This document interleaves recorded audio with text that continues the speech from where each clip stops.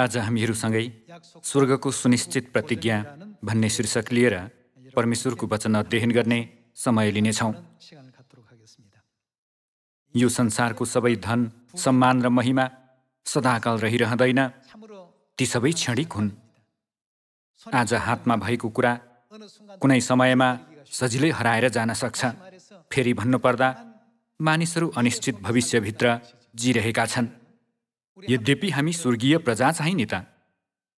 हाम्रो निम्ति परमेश्वरले सबै कुरा सुनिश्चित गरिदिनु भएको छ। दाजुभाइ तथा दिदीबहिनीहरू, परमेश्वरले सबै कुरा सुनिश्चित गरिदिनु भएको छ भन्ने यथार्थता जत्तिको मनलाई सान्त्वना दिलाउने कुरा अरू केही हुन सक्छ र? अझ परमेश्वरले हामीलाई स्वर्गको महान प्रतिज्ञा गर्नु भएर त्यो सुनिश्चित गरिदिनु भएको छ। संसारका मानिसहरूको भविष्य सुनिश्चित छैन। सम्पन्न व्यक्तिहरू समेत रोगको शिकार भएर अब बाँच्ने समय धेरै बाँकी छैन भनिने अवस्थामा पुग्छन्। यद्यपि हाम्रो भविष्य चाहिँ परमेश्वरले सुनिश्चित गरिदिनु भएको छ। हामीहरू यो एउटा कुराप्रति मात्र पनि के हुनुपर्छ त? हल्लेलुया भन्दै खुसीले फुरुङ्ग हुनुपर्छ नि, होइन र? अहिले कोरोना महामारीका कारण सारा विश्व नै नैराश्यतामा डुबेको छ। मानिसहरू आफ्नो भविष्यप्रति एकदमै अनिश्चित बनेका छन्। धेरैजनाले आफ्नो जागिर गुमाएका छन् अनि विश्वका विभिन्न ठाउँहरूमा हुलदङ्गा मच्चिरहेको अवस्था छ। यस्तो अवस्था देख्दै पछि परमेश्वरले हामीलाई दिनुभएको स्वर्गको सुनिश्चित प्रतिज्ञाप्रति हामीहरू साँच्चै कति धन्यवादी हुनुपर्छ होला। संसारका धेरै मानिसहरूले परिश्रम साथ मण्डली जाँदै प्रार्थना गर्दै आफ्नै तरिकाद्वारा कोसिस गर्यो भने स्वर्ग जान सकिन्छ भनेर बुझिरहेका छन्।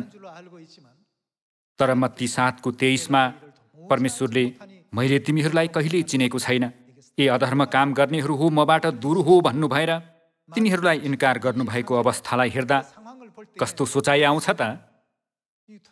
कस्तो विश्वास लिएमा परमेश्वरले तयार पार्नु भएको स्वर्ग जान सकिन्छ भन्ने किसिमको प्रश्न उठ्न सक्छ।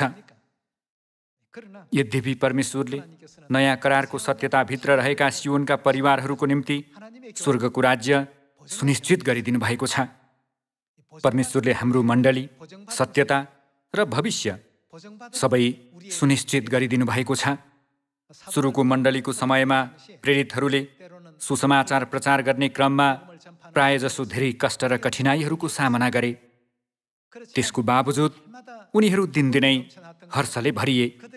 उनीहरूको निम्ति कस्तो भविष्यले पर्खिरहेको थियो त? सुनिश्चित भविष्यले पर्खिरहेको थियो। कुनै राष्ट्रपतिले केही कुरा सुनिश्चित गरिदिए भने त्यसको अधिकार र शक्ति ठुलो हुन्छ। यद्यपि सारा ब्रह्माण्डका राजाहरूका राजा हुनुभएका परमेश्वरले हाम्रो सत्यता, मण्डली र भविष्य सुनिश्चित गरिदिनु भएको छ। सबै सुनिश्चित गरिदिनु भएको कुरालाई सोच्दा कस्तो लाग्छ त? खुसी लाग्छ नि? यहाँहरू र मेरो भविष्य चिन्ताजनक छैन, किनभने परमेश्वरले हाम्रो भविष्य सुनिश्चित गरिदिनु भएको छ।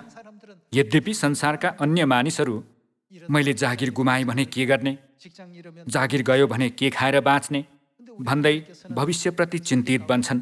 तर बाइबलमा परमेश्वरले आकाशका चराहरूलाई मैले खुवाइरहेको छु, मैदानको घाँसलाई मैले विभूषित गरिरहेको छु भने के खाउँला र लाउँला भनेर किन चिन्ता गर्छौ भन्नुभएको छ। यी वचनहरू पढ्दै पछि अचानक ठुलो शक्ति उत्पन्न हुन्छ नि। परमेश्वरले म युगको अन्त्यसम्म सधैँ सहायता गर्नेछु, म सधैँ तिमीहरूको साथमा छु, साहस गर भन्नुभएको छ। यस संसारमा पनि सुनिश्चित गरिएका बिमाहरू धेरै किसिमका छन्। रोजगारदाताको सुरक्षार्थ निष्ठा सुनिश्चित बिमा हुन्छ। सम्पत्ति क्षति हुने परिस्थितिका लागि सम्पत्ति सुनिश्चित बिमा हुन्छ। अनि वित्तीय सामग्रीहरूका लागि गुणस्तर नियन्त्रण सुनिश्चित बिमा पनि हुन्छ। हिजो आज धेरै मानिसहरूले आफ्नो भविष्य सुनिश्चित गर्नका लागि अनेकन बिमाहरू गर्ने गर्छन्। बिमासँग सम्बन्धित क्षेत्रहरूमा कार्यरत व्यक्तिहरूप्रति म क्षमा प्रार्थी छु। तर परमेश्वरले बाहेक कसैले पनि हाम्रो भविष्य सुनिश्चित गर्न सक्दैन। हाम्रो निम्ति स्वर्ग र भविष्य सुनिश्चित गरिनको निम्ति हामीहरू बाइबलको वचन अनुसार जियौँ भने हुन्छ।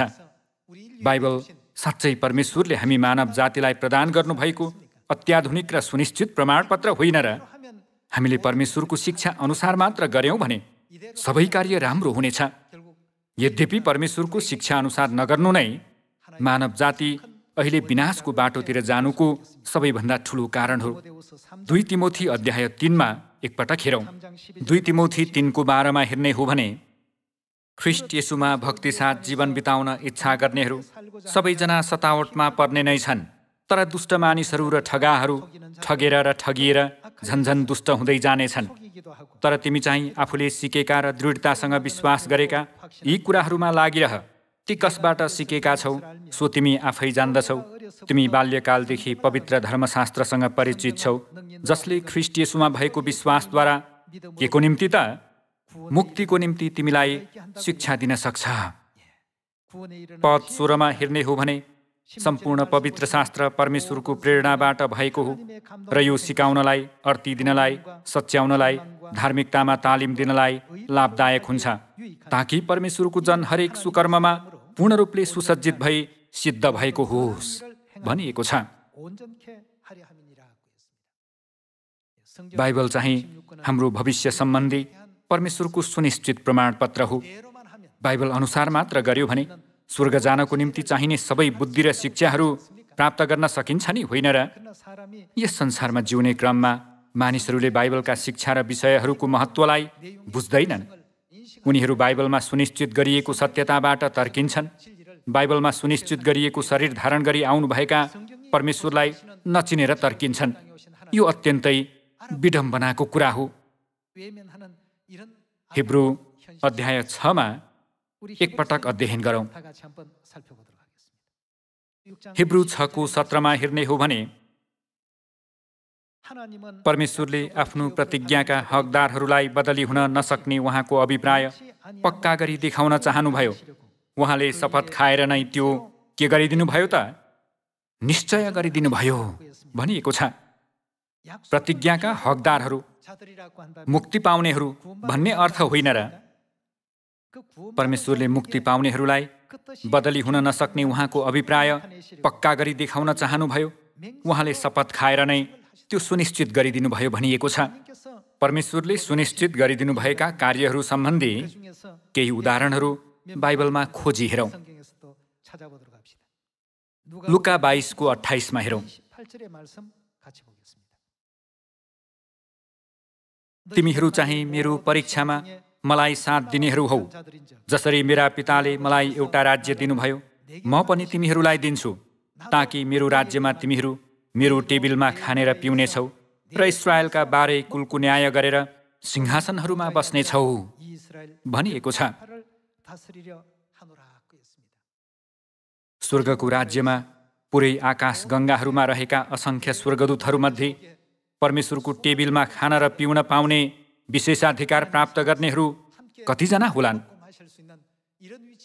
परमेश्वरले हामीलाई त्यस्तो प्रतिज्ञा गर्नु भएर त्यो सुनिश्चित गरिदिनु भएको छ।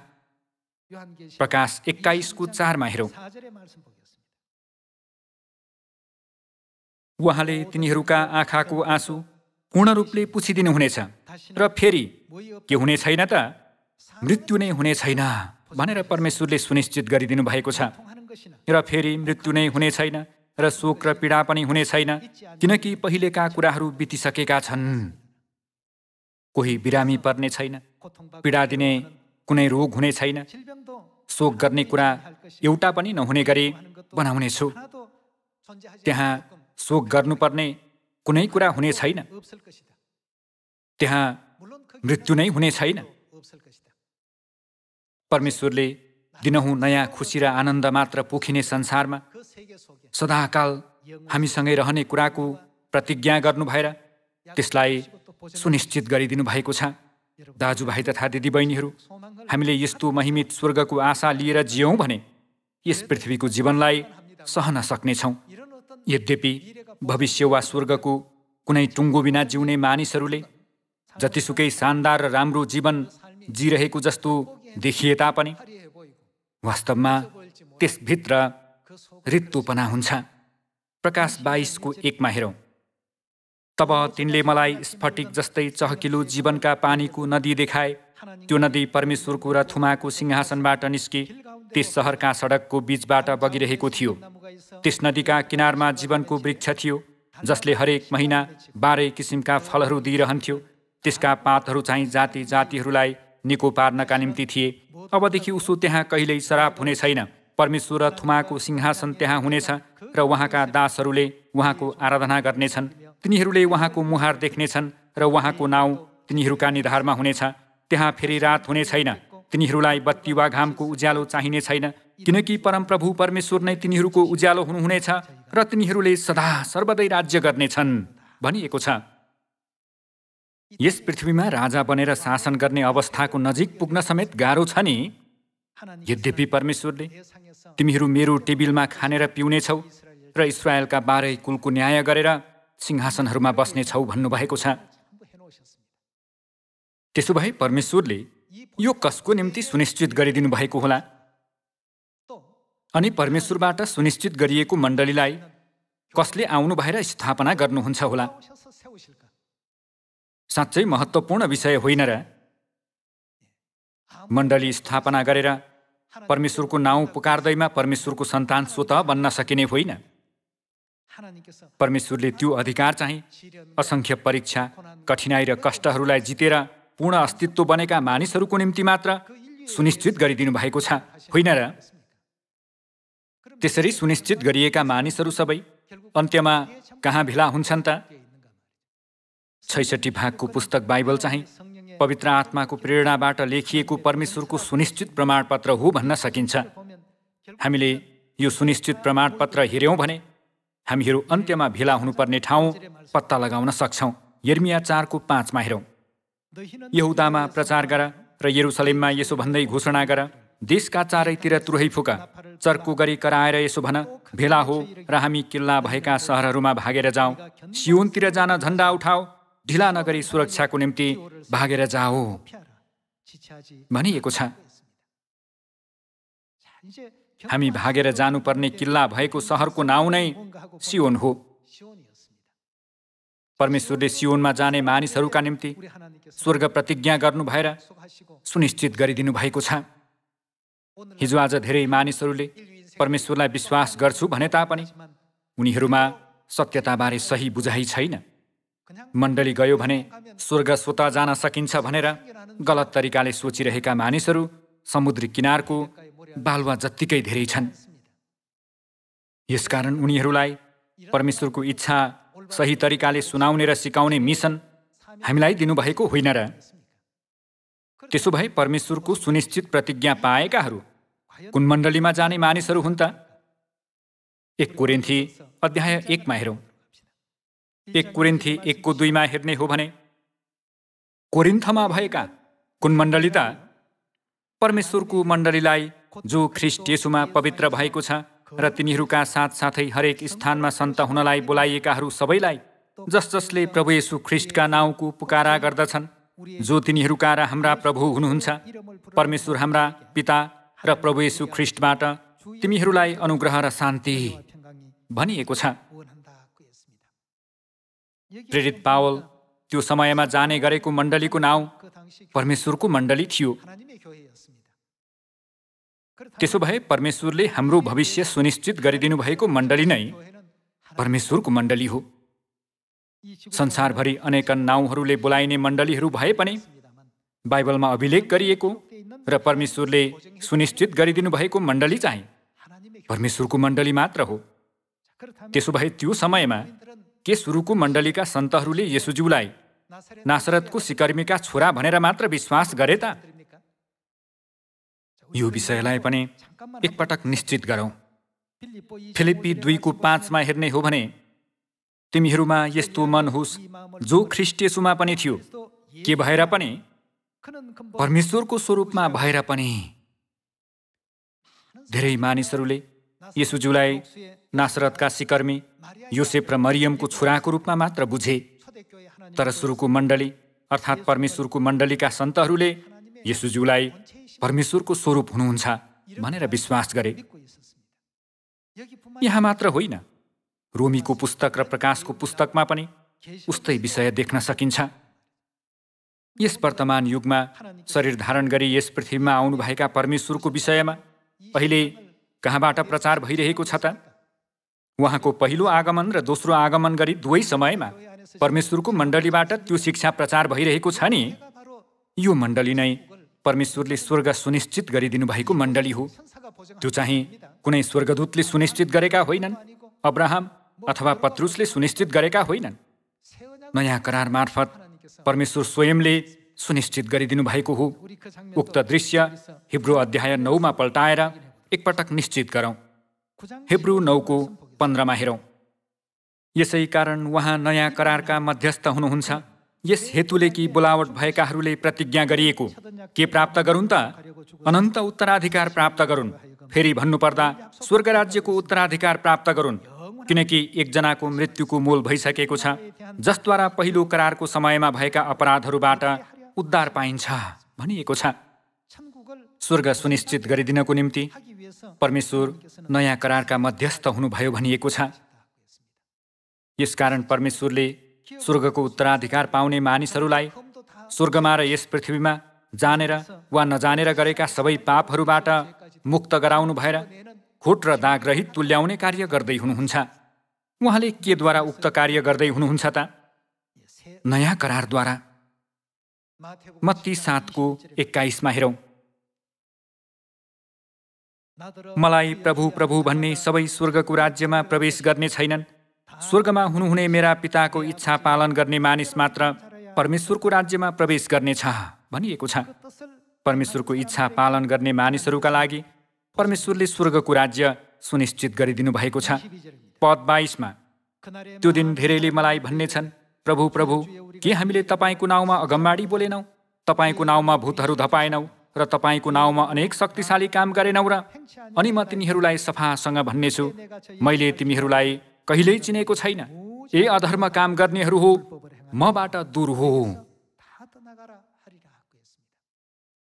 अन्त्यका दिनहरूमा परमेश्वरले यस पृथ्वीमा आउनु भएर स्थापना गर्नुभएको र हामीहरू जानुपर्ने परमेश्वरको मण्डलीको विशेषता के होला? यसैया अध्याय 25 हेरौँ। पद 6 हेर्ने हो भने, सर्वशक्तिमान परमप्रभुले यसै पर्वतमा सारा मानिसहरूका निम्ति मिठा मिठा थोकहरू, छिप्पिएको मध्य असल असल स्वादिष्ट थोकहरू, सबैभन्दा असल मध्यको भोज लाउनुहुनेछ भनिएको छ। यहाँ छिप्पिएको मध्य भनिएको छ। इस्वी सम्मत 325 निकेयाको सम्मेलनमा निस्तार चाड हटाइएसँगै धार्मिक इतिहासबाट निस्तार चाड लोप भयो। परमेश्वरले यस पृथ्वीमा आउनु भएर त्यो पुनर्स्थापन नगर्नु हुँदासम्म अगमबाडी अनुसार 1600 वर्षको लामो समय बित्नु बाहेक अर्को विकल्प रहेन। यसै कारण बाइबलमा परमेश्वरले छिप्पिएको मध्यद्वारा जीवनको भोज लाउनुहुनेछ भनिएको हो। पद 7 हेरौँ। उहाँले यही पर्वतमा सारा मानिसहरूलाई ढाक्ने वस्त्र र सारा जातिलाई छोप्ने तन्ना हटाइदिनुहुनेछ। उहाँले मृत्युलाई सदाको निम्ति निल्नुहुनेछ। बाइबलका 66वटा पुस्तकहरूभित्र मृत्युलाई सदाको निम्ति निलिदिने मध्यको भोज कुन भोज हो त? निस्तार चाडको भोज हो नि। पद 9 हेर्ने हो भने, त्यस दिन तिनीहरूले यसो भन्नेछन्, निश्चय उहाँ नै हाम्रा को हुनुहुन्छ? परमेश्वर हुनुहुन्छ।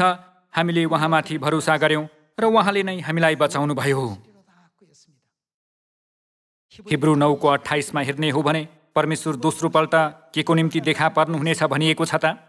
उद्धारको निम्ति दोस्रो पल्ट देखा पर्नुहुनेछ भन्नाले शरीर धारण गरी आउनुहुनेछ भन्ने अर्थ होइन र? केही मानिसहरू उहाँ आत्मिक रूपमा आउनुहुने कुरा हो भनेर जिद्दी गर्ने गर्छन्, तर त्यो सरासर गलत हो। आत्मिक रूपमा त परमेश्वर सधैँ हाम्रो साथमा हुनुहुन्छ। आत्मिक रूपमा आउनुहुने कुरा भएको भए पहिलोपल्ट दोस्रो पल्ट भनेर यसरी निर्धारण गर्नु पूर्णतया असङ्गत र गलत ठहरिन्छ।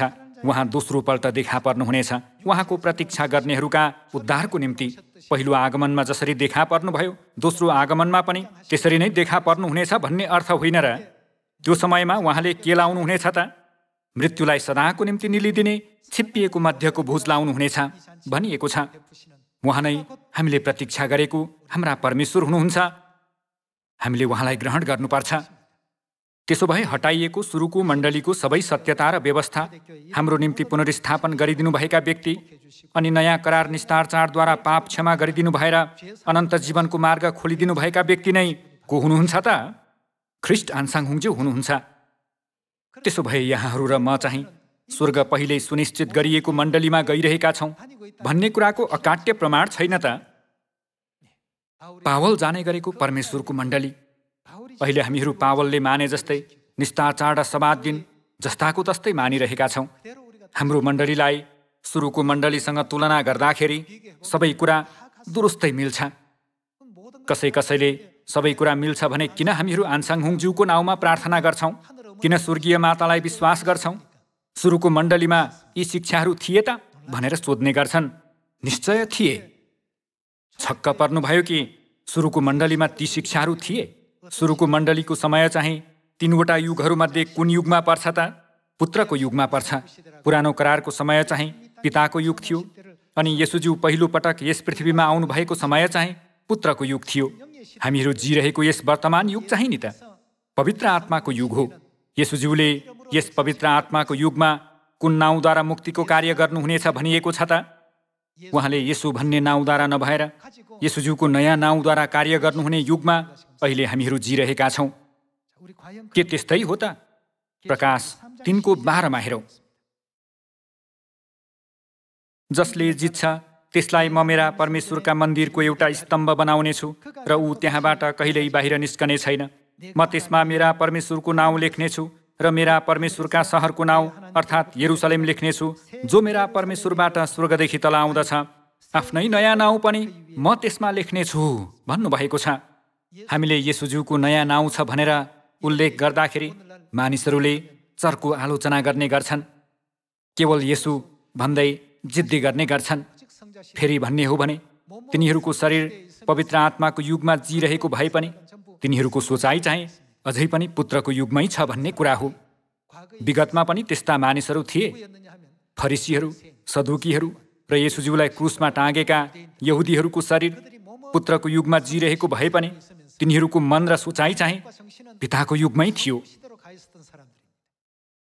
यसै कारण तिनीहरूले पुत्रको युगका मुक्तिदातालाई ग्रहण गर्न सकेनन्। त्यो जस्तै मानिसहरू अहिले पवित्र आत्माको युगमा जिरहेका भए पनि तिनीहरूको विश्वास, मन र सोचाइ अझै पनि कुन युगमा छ त? पुत्रको युगमा। येशूज्यूले प्रेरित यूहन्नालाई प्रकाशद्वारा आफ्नै नयाँ नाउँ भन्नु भएर सुरुको मण्डलीको समयमै पहिल्यै जानकारी दिनुभयो। यो चाहिँ सुरुको मण्डलीको सत्यता हो। अहिले हामीहरू पवित्र आत्माको युगमा जिरहेका छौँ। मुक्तिदाताको नाउँ येशू मात्र हो भन्दै जिद्दी गर्नु भनेको बाइबल सम्बन्धी समझ र व्याख्या एकदमै गलत छ भन्ने अर्थ हो। प्रकाश 3:12 पनि म त्यसमा मेरा परमेश्वरको नाउँ लेख्नेछु र मेरा परमेश्वरका सहरको नाउँ अर्थात् यरुसलेम लेख्नेछु, जो मेरा परमेश्वरबाट स्वर्गदेखि तल आउँदछ। आफ्नै नयाँ नाउँ पनि म त्यसमा लेख्नेछु। यहाँ हेर्ने हो भने परमेश्वरको सहरको के छ भनिएको छ त? नाउँ छ भनिएको छ। परमेश्वरको सहरको नाउँको विषयमा सोध्यो भने केही मानिसहरूले परमेश्वरको सहर त सहर हो, त्यसको अर्को नाउँ छ र भन्छन्। आश्चर्यको कुरा, बाइबलमा परमेश्वरको सहरको नाउँ छ भनिएको छ। परमेश्वरको सहरको नाउँ यरुसलेम हो। येशूज्यूले प्रेरित यूहन्ना जीवित छँदाको समयमा उहाँको नयाँ नाउँ छ भन्ने यथार्थता तिनलाई प्रकाश मार्फत सिकाइदिनुभयो। हामीले नयाँ नाउँ आन्साङहुङज्यू भनेर उल्लेख गर्दाखेरि कसैले सुरुको मण्डलीमा त्यो नाउँ थियो र सुरुको मण्डलीका सन्तहरूले त्यो नाउँ कहिल्यै प्रयोग गरे त भनेर सोध्छन्। निश्चय तिनीहरूले त्यो नाउँ प्रयोग गरेनन्। किन प्रयोग गरेनन् त? त्यो चाहिँ नयाँ नाउँ प्रयोग गरिने युग थिएन, पुत्रको युग थियो। येशूज्यूले नयाँ नाउँद्वारा अन्तिम मुक्तिको कार्य अगाडि बढाउनुपर्छ, पुरा गर्नुपर्छ भन्ने कुरा हामी सबैले बुझ्न आवश्यक छ। त्यति मात्र होइन, उहाँले कुन नाउँ पनि उल्लेख गर्नुभएको छ त? यरुसलेम र आफ्नै नयाँ नाउँ भनेर उल्लेख गर्नुभएको छ। परमेश्वरको सहरको नाउँ यरुसलेम हो अनि नयाँ नाउँ लिएर आउनुहुने येशूज्यूले पवित्र आत्माको युगको ढोका खोलिदिनुहुनेछ भन्ने कुरा प्रकाश अध्याय 22 मार्फत बुझ्न सकिँदैन र? पवित्र आत्मा र दुलही भन्नुहुन्छ। के भन्नुहुन्छ? आउनुहोस्, तिमीहरूले पिताको युग हुँदै पुत्रको युगसम्म आफ्नो विश्वास राम्ररी कायम राख्यौ। यस अन्तिम पवित्र आत्माको युगमा चाहिँ म कहाँ आऊ भन्ने वचन हो। यो नै हाम्रो मुक्तिको समाप्ति रेखा हो। यद्यपि परमेश्वरलाई विश्वास गर्छु त भन्ने तर स्वर्ग सुनिश्चित नभएका मुक्ति सुनिश्चित नभएका मानिसहरूले पवित्र आत्मा र दुलही रहनु भएको ठाउँसम्म आफ्नो दौड पूरा गर्न सक्छन् त? बाइबलको वचन कोबाट आएको हो त?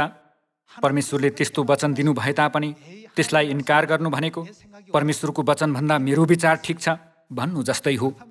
मुक्ति चाहिँ किन परमेश्वरमा निर्भर हुन्छ त?